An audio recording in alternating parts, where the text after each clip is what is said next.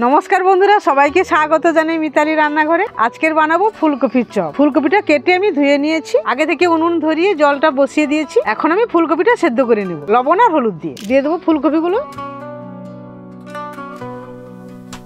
দিয়ে দিলাম পরিমাণ মতো লবণ, দিয়ে দেবো সামান্য হলুদ গুঁড়ি। এদিকে কপিটা আস্তে আস্তে সেদ্ধ হচ্ছে, আমি বেসনটাকে মাখিয়ে নেব। আমি কিছু পরিমাণ বেসন নিয়ে নিয়েছি, এবারে একে একে মশলাগুলো দিয়ে সুন্দর করে আমি ফাটিয়ে নেব। দিয়ে দিলাম লবণ, দিয়ে দেবো হলুদ গুঁড়ি, লঙ্কা গুঁড়ি, জিরে গুঁড়ি, গোলমরিচের গুঁড়ি আর ধনে গুঁড়ি আর কুচানো লঙ্কা, সবগুলো দিয়ে দেবো। আমি সুন্দর করে ফাটিয়ে নেব পরিমাণ মতন জল দিয়ে।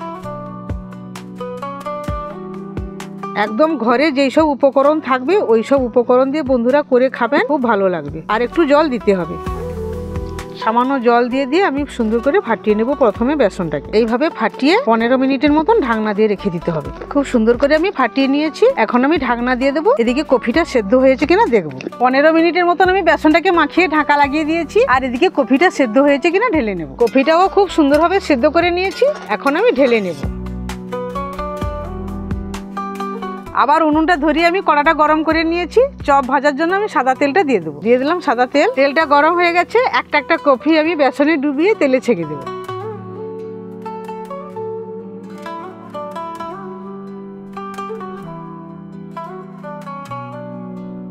আঁচটা একদমই হালকা রেখেছি, একটা একটা করে আমি ছেঁকে দেবো।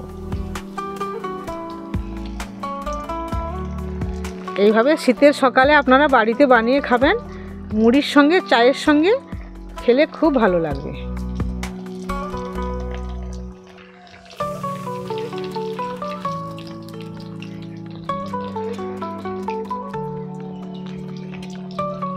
এইভাবে লাল লাল করে আমি সবগুলোকে ভেজে নেব।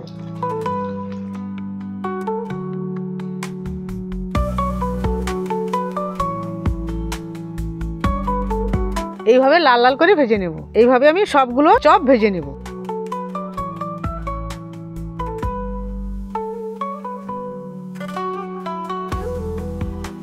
এদিকে আমি ফুলকপির চপ বানাচ্ছি, আর মা বলছে আমি টমাটোমের চপ বানাবো, তাই মা টমাটোম গুলোকে কেটে দিচ্ছে। ও মা, কেটে দিয়ে ওর দানাগুলো ছাড়িয়ে দাও। আর এদিকে ফুলকপির চপ গুলো ভাজা হয়ে গেছে, আর কয়েকটা বাকি আছে, আমি তুলে নিচ্ছি। আমি কতগুলো ভেজেছিলাম, একটা একটা করে ক্যামেরাম্যান খাচ্ছে আর সব সরে গেছে, থালা আর ভর্তি হয়নি।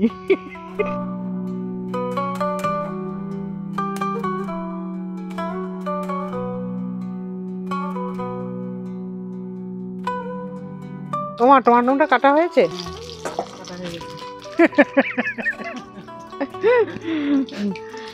ফুলকপির চপগুলো সব ভাজা হয়ে গেছে, এবারে টমেটোমের চপটা ভাজবো। বেসন মাখানো হয়ে আছে, ধনেপাতা দিয়ে দিয়েছি, একটা একটা করে ডুবাবো, তেলে ছাড়বো। কিন্তু টমেটোটা একটু লবণ মাখিয়ে নিতে হবে। একটা একটা করে ছেড়ে দিচ্ছি, একটা একটা করে আমি ছেড়ে দিচ্ছি।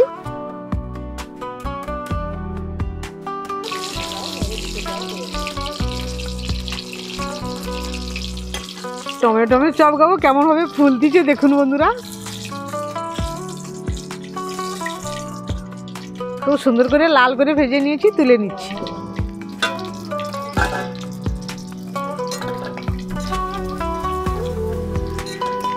এইভাবে টমেটোমের চপগুলো আমি লাল লাল করে ভেজে নেব। ফুলকপির চপ, টমেটোমের চপ আমি ভেজে নিয়েছি। ফুলকপির চপগুলো ভেঙে দেখাবো কেমন হয়েছে। দেখুন বন্ধুরা, কত সুন্দর হয়েছে দেখুন, একদম ঘরের উপকরণ দিয়ে। আমি খেয়ে টেস্ট করে দেখবো কেমন হয়েছে।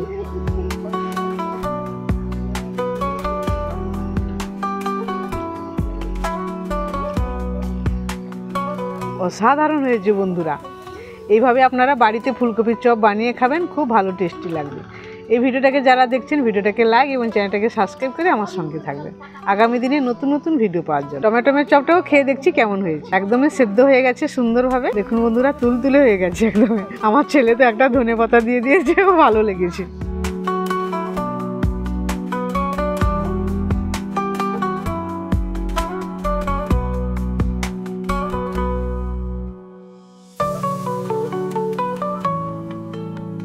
টমেটোমের চপটাও খুব ভালো হয়েছে। এইভাবে আপনারা টমেটোমের চপ বানিয়ে খাবেন, খুব ভালো লাগবে।